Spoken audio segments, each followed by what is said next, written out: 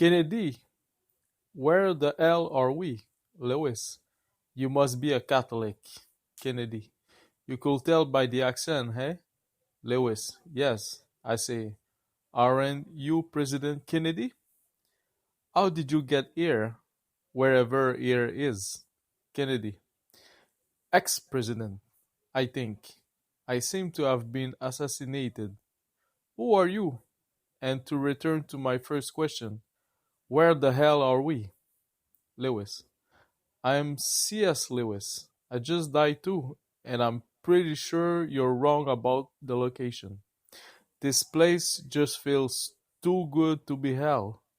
On the other hand, I didn't see any God. Did you? Kennedy, no. Lewis, then it can't be even either. I wonder whether we're stuck in limbo. Kennedy, do you really think so? Lewis, actually, I think it more likely that it's purgatory, especially if we end up getting out of it and into heaven. I did a bit of speculating about such places as a writer, especially in The Great Divorce. I don't suppose you've read it. No, well, but surely you should be familiar with such concept if you were a Roman Catholic. Kennedy, well, I was more of a modern Catholic. I never bothered about transcendental mysteries or mythology. I was too busy trying to take care of the world I live in for escapist thinking. One world at a time, as Thoreau put it. Lewis, you can see now that you were wrong, can't you? Kennedy, what do you mean? Lewis, why? First, that it isn't mythology, it's real. Wherever we are, here we are, large as life. And second, that the rule isn't one world at a time. Here we are in another world, talking about our past life on Earth. That's two worlds at a time by my count. And while we were on Earth, we could think about this world too. That's also two worlds at a time, isn't it? Finally, it's not escapism. In fact, not to have prepared for this journey while we were living on Earth would have been escapism. Don't you agree? Kennedy, I suppose you're right. But look, someone else is coming. Can you make out who it is? Lewis, why? It's Huxley. Aldous Huxley. Aldous, welcome. How did you get here? Huxley. Same way you did, I'm sure. I just died. Oh, I say, Kennedy and Lewis? What good company to die in, or live in, whatever we're doing. Where is this place anyway? Kennedy. That's what we're trying to figure out. Lewis thinks it may be some sort of limbo or purgatory. I'm just hoping it's not hell. Huxley. Well, you're both wrong. It's heaven. It must be heaven. Kennedy. Why? Huxley. Because everywhere is heaven. If only you have enlightened eyes. Lewis. Even hell? Huxley. Oh, this is going to be fun. Lewis, you've lost none of your cantankerous penchant for Socratic questioning, have you? I remember you made Oxford a regular hornet's net when you debated back on Earth, and now you've shipped your hornets to heaven. This is a nice challenge. Lewis, then reply to it. If everywhere is heaven, then either hell does not exist, or hell is part of a heaven. Which way will you have it, Aldous? Kennedy. Wait, please, before you two take off. Can you give me some assurance about this sort of debate? I was a debater too, But we politicians confine it ourselves to the concrete and tangible. I'm not at all convinced you can do anything more than talk through your hat about things you've never seen. Lewis. So you want an assurance that there is some method of really finding the truth about things we can't see? Kennedy. Yes. Before you take off, be sure you have a plane that can fly and get back to Earth and land. Lewis. You said you wrote a book about heaven and hell. How the hell, how in heaven's name, how on earth do you know anything about heaven and hell? Have you ever been there? Lewis. Yes, indeed. I've been in and out of the back doors of both many times. Huxley. You see, Mr. President? Kennedy. Please, call me Jack. Lewis. That will be rather confusing. My friends call me Jack. Huxley. Suppose we let rank have first choice. Would you mind if we call you Lewis? Lewis. If you please. Clarity seems to be the thing here, not titles. Huxley. Fine. Now, Jack. Lewis meant that remark about heaven and hell spiritually, not literally. Kennedy. Oh well, if that's all you mean. Lewis. No, wait. Let's not get bogged down in the swamps of spiritual senses. Let's use words as literally as we can. I have not been in either heaven or hell literally. Kennedy. Fine. Then how you can possibly know anything about them? Lewis. I've been told. Kennedy. What? What do you mean? Lewis. Do you know anything at all about Tibet? Kennedy. Of course. Lewis. Have you ever been there? Kennedy. No. Lewis. Then how do you know anything about it? Kennedy. Oh, I see. I've been told. But that's knowing only if you believe what you've been told. Lewis. Exactly. It's called faith. Kennedy. You just passively, uncritically believe. Lewis. No. I believe for good reason. And then I explore my belief with good reason. Kennedy. I certainly don't want to impugn your faith, but I think my faith is quite different from yours. Lewis. How? Kennedy. You're one of those theological conversatives, aren't you? Lewis. That depends on what you mean by the label. I've always thought liberal and conservative were terms used not to think but to avoid thinking.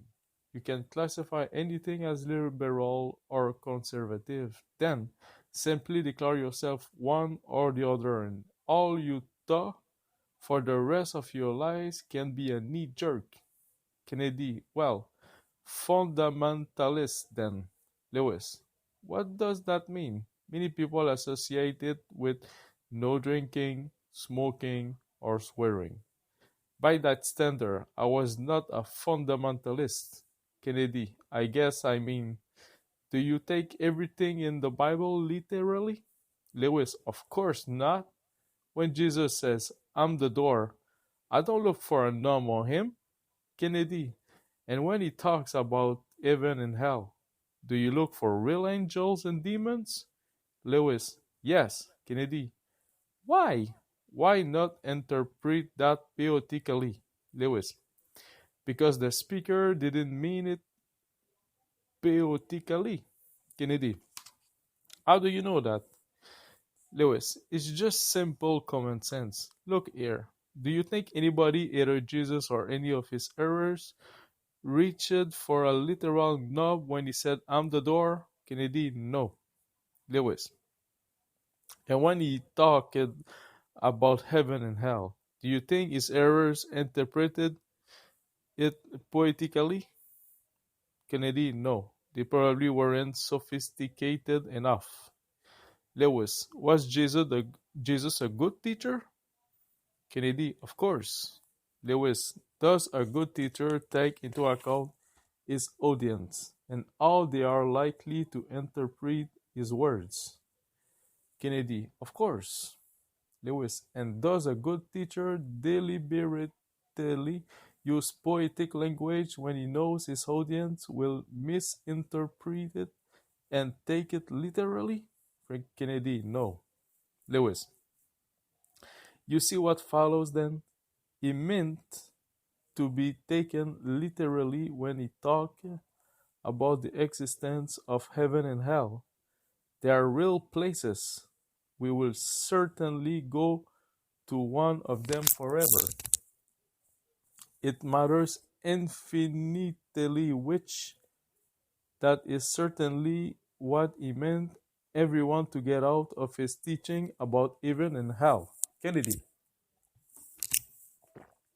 So you really believe in a place with devils with horns and hoofs and all? You a 20th century man? Lewis.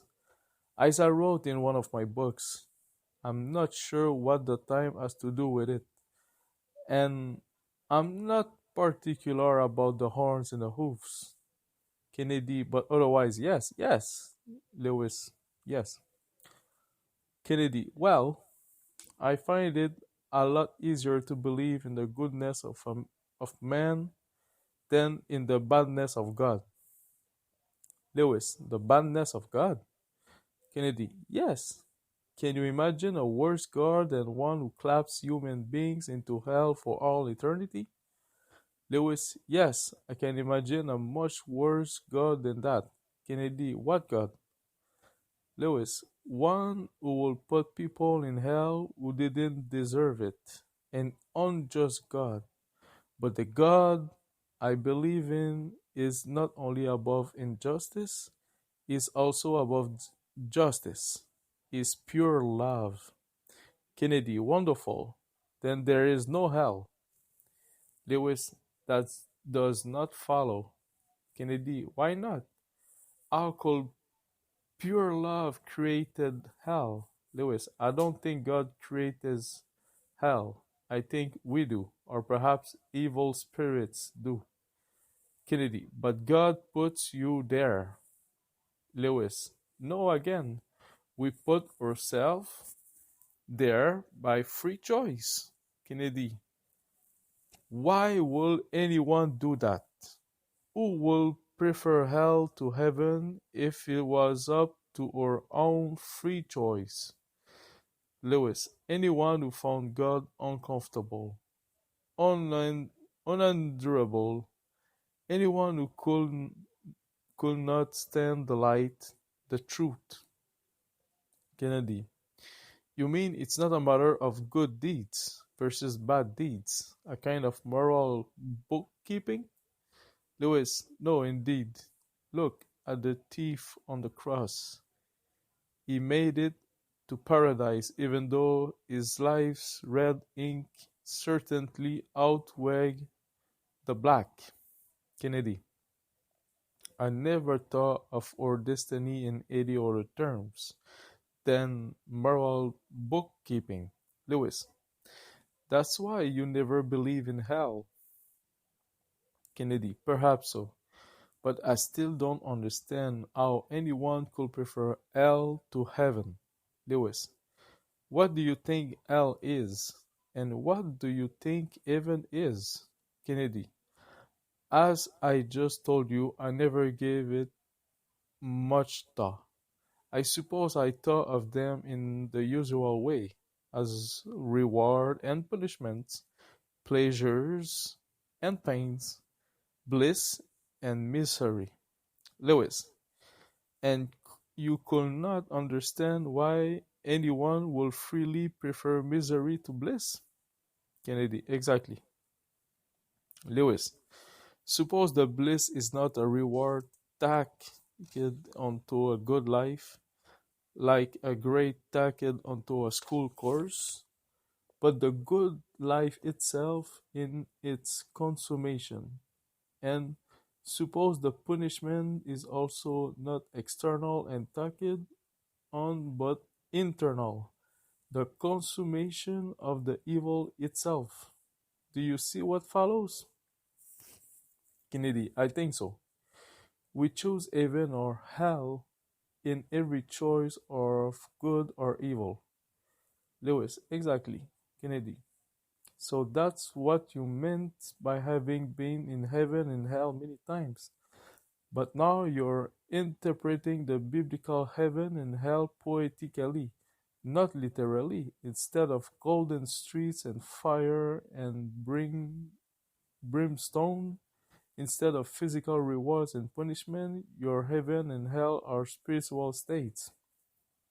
I thought you insisted on interpreting heaven and hell literally. Lewis, their existence has to be taken literally, just as God's existence does. But their nature can only be grasped by symbols, just as God's nature can only be grasped by symbols.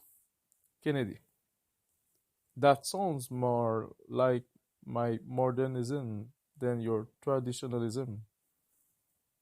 Lewis, if you knew the writings of the saints and mystics, you will know that my interpretation is quite traditional.